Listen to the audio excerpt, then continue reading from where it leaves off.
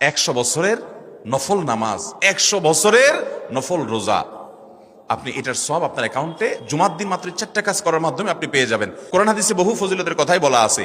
এত বিপুল পরিমাণে, এত অধিক পরিমাণে সওয়াবের কথা যে কারো বাসা থেকে অনেকের আছে যেতে 500 স্টেপ পড়বে। 500 স্টেপ পড়লে কতটুকু হয়? সামান্য একটু জায়গা যেতে 500 কদম হয়ে যায়।